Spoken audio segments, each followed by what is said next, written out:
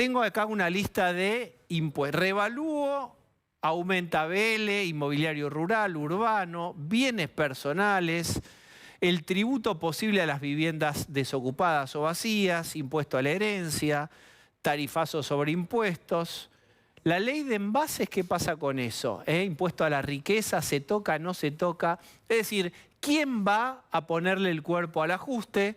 Vamos a hablar con Daniel Lechman, que es tributarista. ¿Cómo estás? ¿Qué tal, Diego? Buenas noches a todos y ojalá te pueda hacer reír la mitad de lo que se reían hace un ratito, pero no tengo mucho material en base a lo que vos señalabas. Bueno, vos elegiste esta carrera apasionante de ser contador, así que contanos lo que va a pasar. Bueno, nos da mucho trabajo en la Argentina. Tributarista. Lamentablemente la receta es la misma siempre, que hay que atacar al déficit fiscal, lejos de buscar reducir el gasto, se busca en mayores impuestos. Y el peso recae en todos, en definitiva. Más allá de lo que vos señalabas, es cierto que recae solo en un sector de la población. Tenemos un régimen tributario, no es un sistema ordenado, es una serie de parches a lo largo del tiempo que siempre con esta misma receta pega y pega más, con mayores impuestos y nuevos, con mucha creatividad surgen nuevos impuestos, como llamabas, a la tasa de los envases, y otra vez se da una superposición en los distintos niveles de gobierno. El nacional busca recaudar, las provincias también, los municipios, y esto hace que en definitiva todos, personas físicas y empresas, terminen pagando muchísimos más impuestos. Y los que recaen en las empresas en última instancia van a parar al precio de los productos que consumimos todos. De hecho, digamos, los precios no cuidados son los impuestos. Los Exacto. precios no cuidados, ahora estamos viendo el revalúo famoso inmobiliario. Digamos, ¿cuánto puede aumentar? ¿Cuál es el impacto que tiene? ¿Es legal? ¿Lo pueden judicializarlo? A ver, siempre los inmuebles han quedado históricamente desfasados en términos de su evaluación fiscal y el valor real. Esto es un dato de la realidad en los impuestos sobre los bienes personales, en el impuesto inmobiliario. No obstante, provincias y también municipios, porque acá se da esta superposición de la que hablaba antes, buscan revaluar. Suben la base, se paga más impuestos.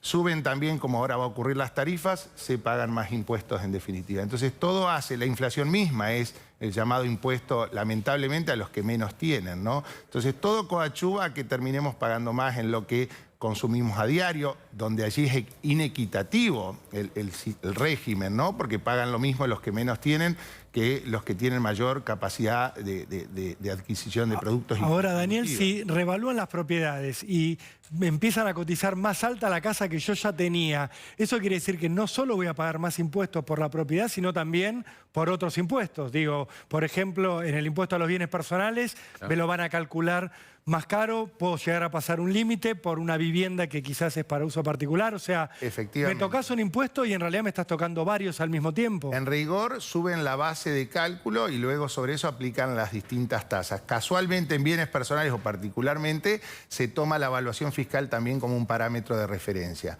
Y entonces, en definitiva, incluso algunos que pagaban sobre inmuebles de manera subvaluada a lo largo del tiempo van a tener ahora una actualización. En algún momento, bienes personales se quiso hacer sobre la base del valor real o de mercado de las propiedades y en aquella oportunidad no prosperó.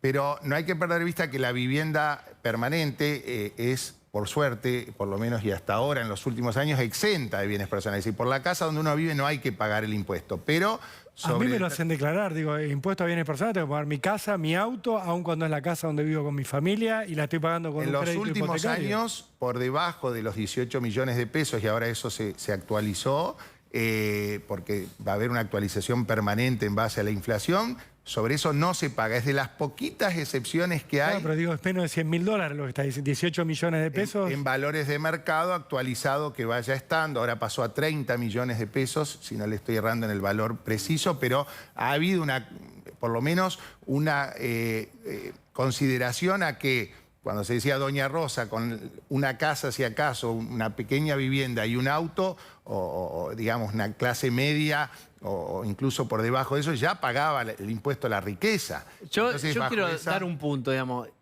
Para mí lo urticante es ver que siempre esquilan la misma oveja. Sí.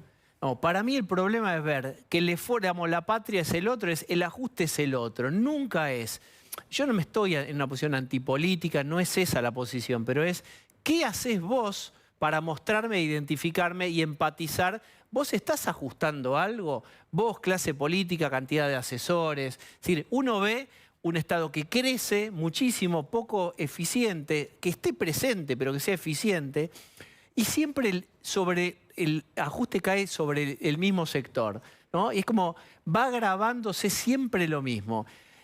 Mercedes Marcó del Pont dijo hoy en la radio Futurock, el gobierno anterior había intentado hacer desaparecer bienes personales. Se trata de uno de los impuestos más progresivos. ¿Verdadero o falso tu opinión? Es real, en este caso puntual de bienes personales, que el que más tiene más paga. Lo que no se advierte en estos cuestionamientos es que esto pasó, se aumentó bienes personales y hubo una fuga de capitales y bajas en AFIP por cambio de residencia, lo debe saber la directora, que han generado una pérdida de recaudación por otro lado. Es decir, esa receta de aumentar impuestos a la que se recurre siempre no tiene en consideración todo lo que se pierde en virtud de esa política. Y a la inversa, y está demostrado en el mundo, bajar impuestos genera mayor actividad económica y mayor inversión. O sea, los ricos se fueron a Punta del Este. Muchos, muchísimos, grandes patrimonios. Acá hay, no es que hay impuestos regresivos, están los regresivos, los progresivos, o sea, tenemos para todos los gustos. Y ahora mi pregunta es, porque hay una cláusula que tiene el acuerdo con el fondo que es, le dice a la AFIP, escúchame, hace un plan en un mes, presentame porque vos no sos eficiente para cobrar impuestos. ¿Esto es así o no? Hay mucho impuesto pero se paga poco. ¿Cuál es el que más recauda? Hay mucho impuesto, se paga bastante y hay mucho que no se paga. Hay mucha informalidad. En momentos como este aumenta el nivel de informalidad, la evasión, y en este sentido, en lo que vos señalabas, siempre todo recae en dentro del zoológico, en el que habitualmente paga, porque la presión fiscal que tenemos niveles exorbitantes en la Argentina o altos, es una medición que es recaudación sobre PBI, pero no contempla justamente los niveles de informalidad, los que no pagan. Entonces recae en mucho mayor porcentaje sobre los que pagan, ¿no? O sea, hay muchos argentinos que no pagan casi impuestos. Hay muchos argentinos... Exceptuando el IVA, ¿no? Que es, Sí, no es el 60% de los argentinos que están en negro, que no pagan impuestos. Digo, los que pagamos estamos manteniendo a la gran mayoría de la Argentina. Pero lo irritante, Daniel, es que no hay nada que invite a formalizar, no hay algo estructural que sea fuerte. Entonces siempre recae sobre la misma masa que se va achicando de contribuyentes. Y vos no ves que haya mucho plan para ampliar. Hay algunos, sí, pero no es de shock como la Argentina necesitaría. La realidad es que uno lo que ve es esto. Yo cobro mi salario, pago impuesto a las ganancias, seguro, clavado como sea, si cobraste el aguinaldo, pagás impuesto a ganancias. Tenés un laburito extra, pagás con el monotributo. A fin de año, bienes personales. ¿Por qué? Porque tenés tu casa, un auto y una moto, en mi caso particular. Y después, si te llegás a jubilar, seguís pagando impuesto a las ganancias por la plata que vos mismo tributaste y sobre la que ya tributaste. O sea, es un círculo donde... todos los impuestos personales que pagás, no, ni hablar. Y agregar el IVA, que es igual para todos. Si sos autónomo. Ni hablar. Yo separaría lo de las jubilaciones igual en todo el mundo y es así. Uno deduce a lo largo de la vida activa y paga impuestos y la jubilaciones de montos importantes por encima de los mínimos no imponibles al momento de la jubilación. El problema es que acá son magras las jubilaciones y que te castigan mucho durante incluso la vida activa. También es cierto, en todo lo que consumimos hay impuestos. Yo estuve aquí con ustedes en oportunidad de allá por fin de julio, mediados de julio, principios de agosto, el año pasado, que era el famoso Día de la Liberación Fiscal. Es un parámetro que se toma en consideración que si nosotros pagáramos impuestos solamente con los primeros ingresos del año, recién para mediados, fines de junio, según los distintos sectores, ¿no? Y los niveles de mayor ingreso para mediados de agosto es que terminamos de pagarle al fisco y después empezamos a vivir. ¿Cómo Eso agosto? marca, 8 meses laburando para pagar impuestos. En niveles de ingresos más altos son prácticamente casi 8 meses. Bueno, yo me quiero meter en un tema, que es, hay dos miradas sobre los impuestos. Este gobierno cree que hay que cobrar impuestos y subirlos. El gobierno anterior cree que hay que disminuirlos porque eso pone una pata en la cabeza. ¿En qué países o qué países se pueden usar para demostrar, digamos, uno ha escuchado integrantes muy importantes en que no creen en la reducción de impuestos, creen lo contrario?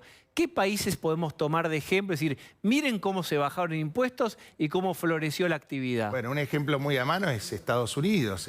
Durante el gobierno de Trump se bajaron impuestos y se reactivó muchísimo la actividad económica. Y ahora, más allá de la pandemia, en el medio de todo esto, este gobierno de Biden decide subir los impuestos. Es clarísima esa receta, que más allá del incremento nominal con cualquier suba, la pérdida, que es muy difícil de medir, que implica la falta de inversión, la fuga de capitales, es significativamente mayor. Y a la inversa, cuando lo hemos hablado también, cada vez que se suben los mínimos no imponibles, que implica un menor impacto del impuesto a las ganancias en los sueldos de los trabajadores en relación de dependencia, las mismas jubilaciones o autónomos, siempre he dicho y se ha demostrado también que se termina recaudando por otra vía, con ese ahorro que se genera, mayor consumo, los impuestos Ahora, si al vos consumo. cambiaras el IVA, que tiene que ver con un impuesto que nos llega a todos. al Y de la más misma pobre, manera, a todos y de la misma Exactamente, manera. al más Está en la pobre leche, o al y más- está en el pan, y está en Exactamente, los bienes y hasta el más suntuarios. rico. Si vos achicaras el IVA, ¿no terminarías obteniendo quizás más recaudación por todo lo que se mueve o hay una discusión ahí que no está saldada? No, hay ciertos productos de la canasta muy básica que están exentos de IVA, pero es cierto que le pega a todos por igual. En particular, estoy seguro que la baja de esos impuestos implicaría por algún otro lado recaudación, pero quizás en eso hay una forma más práctica. ¿Por qué no devolverle de alguna manera a los sectores que menos posibilidad de consumo tienen lo que pagan en impuestos vía alguna de estas tarjetas que se han implementado desde el gobierno? Porque yo creo que la modalidad estaría, porque es muy difícil si no controlar esa recaudación, cuando uno le vende a los que menos pueden o a quienes más lo pueden hacer. Yo creo que viene por un sistema de devolución, la mecánica, pero se puede implementar. Ahora- Y yo con esto, perdón, que vos me preguntabas de la FIP. La FIP hace lo mejor que puede, pero bueno, en definitiva es un organismo público con todas o muchas de sus limitaciones. A veces pasa que no llegan digamos, a todo lo que necesitarían controlar y bueno, y la voluntad no está precisamente en todos los casos. Teniendo en cuenta lo que decía Rolando, 60% casi de la población que, como está de manera informal, casi no paga impuestos excepto el IVA. Digo, electoralmente, ¿qué problema tengo yo entonces de subir impuestos a ese otro 40% que va a seguir pagando si el 60% no le cambia nada que yo le suba los impuestos? No, bueno, es que en definitiva, más allá de que los impuestos que señalaba Diego afectan más a los sectores de mayores ingresos o patrimonio, en lo demás, muchos de los impuestos que se aumentan van a parar al consumo de todos. Yo veo en un 60%... Claro, IVA consumen, digamos, Está bien, IVA digo, pagás por eso la digo, leche, exceptuando sos el IVA. informal, estás en negro, Está bien. changa, leche pagás IVA. Inmobiliario, Claro, pero- automotor pagan también mucho. Yo creo que el 60 es un porcentaje muy alto. No, pensaba en la informalidad laboral No, que hay en está bien. Argentina, que hay Rolo gente habla que de eso, que no hay. cobra no hay, y no tributa. No se aborda ese tema. ¿Por qué no, No, vas a subir porque- los otros impuestos si total eso electoralmente no te cambia nada? Porque Yo creo siempre que lo somos que los mismos. falta es una reforma a este régimen para hacerle un sistema tributario equitativo, ordenado. Pero ¿qué pasa? Eso se puede hacer en un momento donde haya un consenso importante, el apoyo incluso de los sectores profesionales, un análisis bien abordado todo este Pero Daniel, proceso. todo economista que se sentó acá, que Diego le preguntaba, ¿y cómo hacemos para que haya reactivación y más empleo? Todos los que se sentaron acá dijeron, hay que cambiar el método Sí. de contratación laboral de manera tal que los nuevos trabajadores no se paguen cargas sociales, que el empleador tenga ventajas. Con el acuerdo con el FMI, lo que se ve por delante, ¿es posible pensar en esto o Lo que estamos pasa mal es que lejos la ahora? urgencia es recaudar, la urgencia es bajar el déficit cuando no se ataca tanto al gasto de la misma manera. Y en definitiva, yo no tengo ninguna duda que abordar estos temas como una mayor flexibilidad laboral, no tanto costo laboral, no tanto impuesto, haría que se reactive la actividad económica. Cuando le preguntás a cualquiera persona que va a invertir en el país, más allá de las restricciones que hoy hay a retirar esas utilidades, a otro tipo de restricciones, lo primero que va a ver es qué impuestos paga, cuánto le cuestan sus trabajadores. Y la verdad que este país lamentablemente no premia al que hace el esfuerzo de invertir. Nos pasa muy habitualmente con clientes, pero les pasará a ustedes con amigos, en charlas de café. La verdad que no te invita a este país a hacer cada vez más el esfuerzo que, gracias a Dios, la mano invisible que decía Adam Smith todavía en alguna medida empuja y se sigue invirtiendo y apostando a pesar de muchas de estas cosas. Pero no de la contestá manera... esta, digamos, yo intuyo que podrían decirte esto. precarización. Lo que ustedes plantean en esa mesa gorila es precarización. ¿Qué contestarías? Que lamentablemente a eso apuntan algunas decisiones. Son una contradicción porque en definitiva terminan generando el efecto inverso al que se busca con la medida, ¿no? Y creo que acá pienso que hay mucho detrás de esto también de una concepción ideológica. ¿Más precario que el trabajador informal? No El trabajador informal no negro. tiene acceso a muchísimas de las cosas que en cuanto a servicios, salud y la ART, cobertura nada. de salud, de ART, que básicamente necesita. Se produce, hay muchísimas, y lo van a ver no solo en esto, de estas medidas que tienen precisamente el efecto inverso, parece ser al que se busca. Daniel, ¿y no sería bueno, ya que el FMI le está diciendo bajen el déficit, que en lugar de pensar en aumentar impuestos, empiecen a pensar en eliminar jubilaciones de privilegio, en que paguen ganancias todos los sectores privilegiados que no las pagan, digo, de los jueces para abajo hay mucha gente, no son solo los jueces, los secretarios también, todos los que están en la órbita judicial. ¿Eso generaría realmente un cambio en los números fiscales si este gobierno dijera, bueno, vamos a terminar con este privilegio y este otro, o es solo un mito de los periodistas? No, vos decís no sería bueno, sería buenísimo y sería la receta. Lo que pasa, y nobleza obliga, nadie lo ha abordado estos temas, no es solo hoy, sino que se van postergando en el tiempo por cuestiones políticas seguramente, pero sin dudas que es la receta. Cuando hay necesidad, cuando hay apremio y como en este caso obligaciones de cumplimiento, bueno, lo más fácil es subir impuestos. Y como en definitiva parece que eso, aunque sea una falacia al fin del día a la hora de los resultados, es la solución, bueno, es lo que se termina avanzando, ¿no? Daniel Lechmann, gracias por haber venido hoy. Un placer, lamento no haber generado la sonrisa que vos habitualmente promovés. Bueno, otro día bajamos impuestos generalizados, pero esto no va a pasar. Gracias. Igual.